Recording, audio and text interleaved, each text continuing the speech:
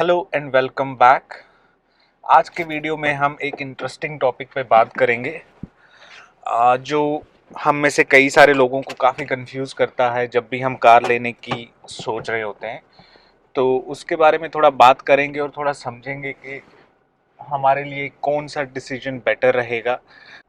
मैं कार लेने की डिसीजन की बात कर रहा हूँ।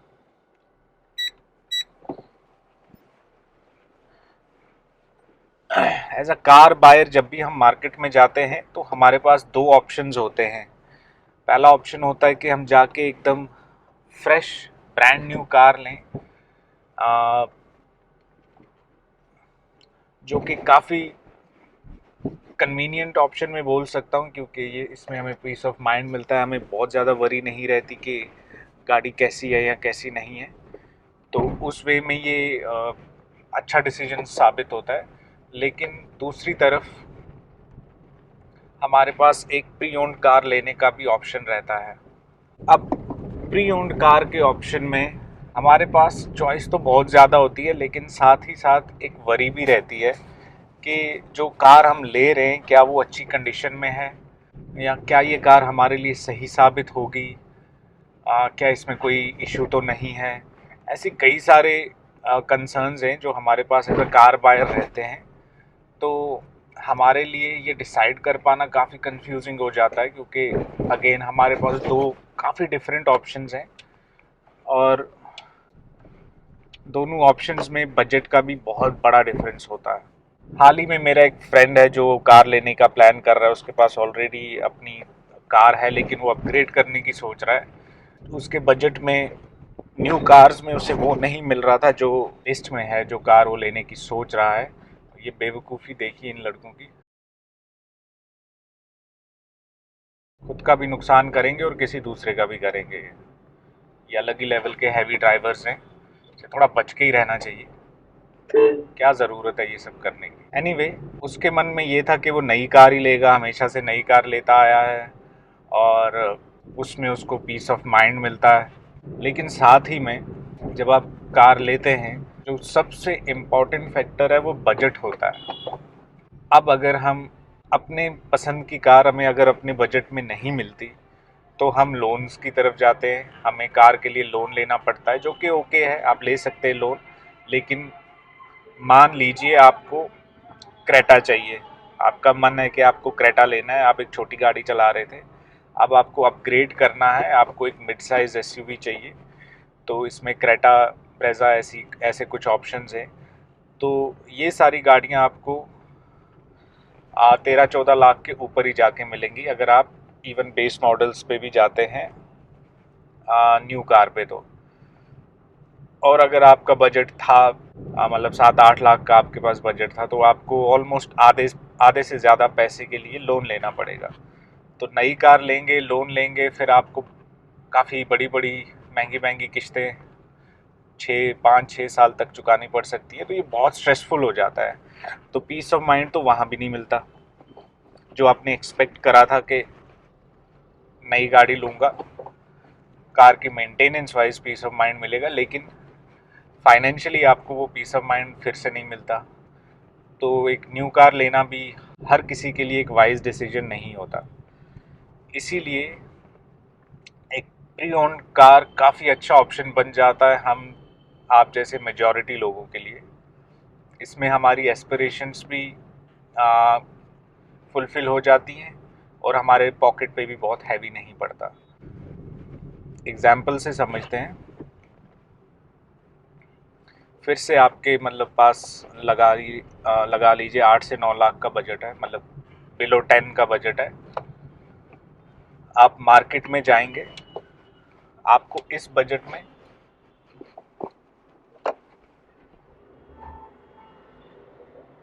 वैसे तो कई सारे ऑप्शंस मिलेंगे, लेकिन जो ऑप्शंस हैं वो मेरे हिसाब से सारे के सारे बेकार हैं, मतलब मोस्टली बेकार हैं। i20 मिल जाएगी आपको, बलेनो मिल जाएगी आपको, i10, स्विफ्ट, ऐसी कई सारी गाड़ियाँ मिल जाएंगी। या आपको अपग्रेड करना है, आपको कोई एसयूवी टाइप की कार चाहिए, फिर आपको बिलो 10 में कुछ भी नहीं मिल रहा। जो चीज़ें आपको लग रहा होगा टाटा पंच या फिर Hyundai की एक्स्टर है, अ, ऐसे ही रेनो में ट्राइबर है, ये सारी हैं, कुछ कुछ है, छोटी गाड़ियां हैं। अगर आप इनमें से किसी कार को पसंद करते हैं तो वेल एंड गुड। हालांकि इनमें से कोई भी कार केपेबल नहीं है, वो उनको हम एसयूवीज नहीं करेंगे। अगर आपको एक्चुअल में एक एसयूवी जैसी पावर चाहिए, एक एसयूवी जैसा फील चाहिए, फिर आपके पास बिलो 10 में कुछ भी अवेलेबल नहीं है। यहीं पर अगर आप थोड़ा सेंसिबल डिसीजन लेते हैं, समझदारी वाला डिसीजन लेते हैं और आप यूज्ड कार मार्केट में जाते हैं, तो आप अपने लिए काफ़ी अच्छे ऑप्शंस ढूंढ सकते हैं। 10 लाख के अंदर ही आपको क्रेटा मिल जाएगी, नेक्सॉन मिल जाएगी, इको स्पोर्ट मिल जाएगी, सेल्टॉस वगैरह सारी की सारी पिछले मतलब ऐसी कार्स मिलेंगी जो कि बहुत अच्छी कंडीशंस में होंगी, लेस देन 5 इयर्स ओल्ड होंगी। ये आपके पॉकेट पे भी बहुत ज़्यादा भारी नहीं पड़ेंगी, क्योंकि जब भी एक कार शोरूम से बाहर आती है उसकी प्राइस इंस्टेंटली 20 से 30% गिर जाती है। मेन जो डिसाइडिंग फैक्टर है वो हमेशा बजट होता है। अगर आपका बजट आपको अलाउ करता है कि आप अपनी पसंद की गाड़ी ले पाएँ, फिर तो आप यूज्ड कार बिल्कुल ना लें। आपके पास 18, 20, 25 लाख का बजट है और इसी बजट में आपकी चॉइस की गाड़ी आ रही है, तो बेशक आप एक न्यू कार लें विदाउट एनी सेकंड थॉट। लेकिन अगर आपकी एस्पिरेशन है एक ऐसी गाड़ी लेना जो आपके बजट से मे बी डबल है, कई बार उससे भी ज़्यादा है, तब आपको प्री ओन्ड कार एक बहुत ही अच्छा ऑप्शन बन जाता है। अब अगर हम कंपेयर करें दोनों दोनों कार्स के प्रोज एंड कॉन्स की, तो न्यू कार सबसे पहली चीज़ जो न्यू कार के साथ आती है वो पीस ऑफ माइंड आता है, सेटिस्फेक्शन आता है कि कार अच्छी कंडीशन में होगी, कार में कोई भी इश्यूज़ नहीं होंगे। हालांकि इश्यूज़ हो सकते, लेकिन एटलीस्ट मेजर इश्यूज़ नहीं होंगे। फिर आपको इसके साथ वारंटी मिल जाएगी, कुछ फ्री सर्विसेज आपको कंपनीज देती हैं, अलग अलग टाइम पे अलग अलग ऑफर्स रहते हैं, इंश्योरेंसेस पे, सर्विसेज पे, वो सब आपको मिल जाएगा। साथ ही में आपको उस टाइम पे जो लेटेस्ट टेक्नोलॉजीज होंगी, जो लेटेस्ट फीचर्स होंगे, वो सब मिल जाएंगे। अब आते हैं ओल्ड कार के बारे में। जो ओल्ड कार है इसके भी कई फ़ायदे हैं, लेकिन इसका जो सबसे बड़ा फ़ायदा है ये काफ़ी पॉकेट फ्रेंडली होती है। साथ ही में यहाँ पर आपको नेगोशिएशन करने की विंडो वाइड ओपन रहेगी। आप जितना चाहे उतना नेगोशिएट कर सकते हैं। ये आपकी नेगोशिएशन स्किल्स पे डिपेंड करेगा, आप कितना नेगोशिएट कर पाते हैं। यहाँ पुलिस ने फॉर सम रीज़न एक बैरिकेड लगाया हुआ है, इसके चक्कर में ये जाम बढ़ा हुआ है।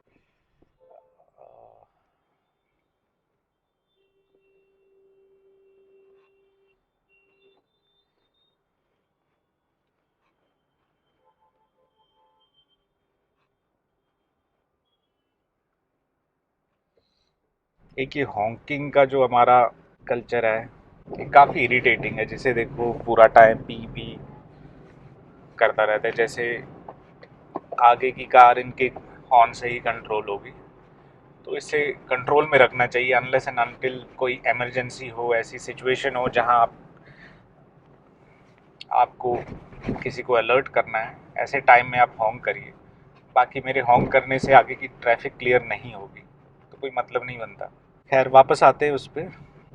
साथ ही में एक यूज्ड कार पे, सेम गाड़ी पे आपको इंश्योरेंस काफ़ी चीप पड़ेगा, जो कि एक रेकरिंग कॉस्ट है, हर साल देना पड़ता है। साथ ही में जो मैं कहूँगा सेकंड मोस्ट इम्पॉर्टेंट बेनिफिट है एक यूज्ड कार लेने का, वो ये है कि वैरायटी ऑफ ऑप्शंस। अगर आप थोड़ा मेहनत करने के लिए राज़ी हो तो आप अपने लिए एग्जैक्टली वैसी गाड़ी ढूंढ सकते हैं जैसी आपको चाहिए। कोई वेटिंग टाइम नहीं होता, जो कि न्यू कार्स में काफ़ी बहुत बड़ा पेन पॉइंट है। आप कोई भी अच्छी गाड़ी मार्केट में लेने जाते हैं तो आपके पास, सबको पता है, 4 महीने, 6 महीने और ऐसी भी कुछ कार्स हैं जिन पे एक एक साल से ऊपर का वेटिंग पीरियड चलता है। तो न्यू कार में ये चीज़ तो रहेगी, लेकिन यूज्ड कार में आपको वेट भी नहीं करना, आपके पास कैश है, आप गाड़ी पसंद करें, जाके ट्रांजैक्शन कंप्लीट करें और सेम टाइम पे जाके अपनी गाड़ी लेके आ सकते हैं। अब थोड़ा सा दोनों कैटेगरीज के कॉन्स के बारे में भी बात करते हैं। न्यू कार वंस अगेन उसका सबसे बड़ा डिसएडवांटेज ये रहता है कि ये एक्सपेंसिव होती हैं। फिर आप जब वो कार लेना चाहते हैं, उसके अंदर ही फर्दर काफ़ी ज़्यादा कन्फ्यूजन्स भी रहती हैं वेरिएंट्स को लेके। अब आपको जो वेरिएंट पसंद आता है वो ज़रूरी नहीं है कि उस बजट में दोबारा फिट हो। हर एक कार के टॉप और बेस वेरिएंट्स में कभी कभी डबल द अमाउंट का डिफरेंस होता है। अब यहाँ पे फिर से वही सेम कन्फ्यूजन कि ये गाड़ी तो मैं ले रहा हूँ, लेकिन अब मुझे वो फीचर्स नहीं मिल रहे जो मुझे इसमें चाहिए थे। मेरे लिए ये कार एज एन ऑप्शन तो एक ऑप्शन है, मैनेजेबल है, बट अब वेरिएंट मेरा आउट ऑफ बजट जा रहा है, तो ये दिक्कत रहेगी आपको नई गाड़ी में। सेकंड, वही एडिशनल कॉस्ट जो इसके ऊपर रहती है, सारे टैक्सेस वगैरह लगना, उसके ऊपर इंश्योरेंस जो कि स्टार्टिंग में काफ़ी ज़्यादा एक्सपेंसिव रहता है। नेक्स्ट, वेटिंग पीरियड जिसकी हम बात कर रहे थे, सारी अच्छी कार जो मार्केट में है उन पे काफ़ी लंबा लंबा वेटिंग पीरियड चल रहा है। मेरा ये मानना है कि कंपनीज जानबूझ के कभी कभी इस वेटिंग पीरियड को एग्जैजरेट करती हैं। अगेन ये मेरा मानना है, ये प्रूवन नहीं है। यहीं पर यूज्ड कार में जो डिसएडवांटेजेस होते हैं वो है कि कार की कंडीशन पे क्लियरिटी नहीं होती हमारे पास। आपको जो भी डीलर है, जो भी सेलर है, वो ऑब्वियसली सारी कार की खामियां आपको नहीं बताएगा, क्योंकि उनको कार बेचनी है। तो वो आपको बोलेंगे कि भाई एक्सीडेंटल नहीं है बिल्कुल, बम्पर टू बम्पर, जैसे जो कि उनका पेट वर्ड है, अनटच कार है, कुछ भी नहीं हुआ है, और आपको देख के भी कोई ऐसी मेजर इश्यूज दिखेंगे नहीं विजिबली जो आप देख पाओ। बोलेंगे एक्सीडेंटल नहीं है, कार में कोई ऐसे मेजर कोई इश्यूज ही नहीं है, मेजर माइनर तो भूल जाओ, वो आपको बोलेंगे। तो वो आपको कभी भी कार की एक्चुअल हिस्ट्री बोलेंगे नहीं। कार वेल मेंटेन्ड है, properly time to time service हुई है या नहीं हुई है, उसके बारे में इंफॉर्मेशन हमेशा अवेलेबल नहीं होती। साथ ही में जो आपकी कार की ओडोमीटर की रीडिंग्स होती हैं वो मैनिपुलेटेड हो सकती हैं। उसकी गारंटी होना कि वो रीडिंग्स एक्यूरेट है एक लेमैन के लिए काफ़ी डिफ़िकल्ट है, क्योंकि इनको बड़े इजीली मैनिपुलेट किया जा सकता है। कार उस वेरिएंट की, वो वेरिएंट ना हो या फिर वो मॉडल ना हो जो वो आपको बता रहे हैं। आपको बताएंगे ये टॉप है या फिर टॉप से एक नीचे वेरिएंट है या ऐसा कुछ बताएंगे, और एक्चुअल में वो कार वैसी होंगी नहीं, और आपको वेरीफाई करना अगर नहीं आता होगा तो यहाँ पर आपको चूना लग जाएगा। नेक्स्ट, तो यूज कार में अगर आपका बजट लिमिटेड है तो आपको काफ़ी आई वुड से 1-2 जनरेशन पुरानी गाड़ी लेनी पड़ सकती है, जो कि एक अच्छा डिसीजन नहीं होगा। मैं कभी भी एडवाइस नहीं करूँगा कि आप 4 या 5 साल से पुरानी कार लें, क्योंकि आप जितनी पुरानी कार लेंगे वो उतनी जनरेशन पुरानी होगी। टेक्नोलॉजी वाइज आपको बहुत ज़्यादा कॉम्प्रोमाइज़ करना पड़ जाएगा वहाँ पर। आप आपकी कार काफ़ी आउटडेटेड लगेगी जब आप उस कार को ड्राइव कर रहे होंगे रोड पे। आपको खुद से ऐसी फीलिंग आने लग जाएगी कि आप काफ़ी आउटडेटेड कार चला रहे हैं। तो बहुत ज़्यादा पैसे बचाने के लिए बहुत पुरानी कार भी ना लें। कोशिश करें कि 5 साल के अंदर अंदर की कार हो। तो ये कुछ चीज़ें हैं जो आपको काफ़ी परेशान कर सकती हैं अगर आप एक यूज्ड कार लेते हैं। लेकिन अब आते हैं, अगर आपने एक डिसीजन बना ही लिया है यूज्ड कार लेने का या फिर एक नई कार लेने का, तो इस पे मैं एक सेपरेट वीडियो बनाऊंगा। दोनों टॉपिक्स पे एक डेडिकेटेड वीडियो बनाऊंगा कि आपको कौन से चेक्स करने चाहिए और कैसे आप इंश्योर करें कि आप जो गाड़ी ले रहे हैं वो एक अच्छी कंडीशन में है और आपको वही मिल रहा है जो आपको बताया जा रहा है। तो उसके उसके बारे में भी आपके लिए मैं एक वीडियो बनाऊंगा और आपके साथ ऐसी टिप्स वगैरह शेयर करूंगा जिससे आप अपने एंड पे भी थोड़ा अवेयर होकर डिसीजन लें।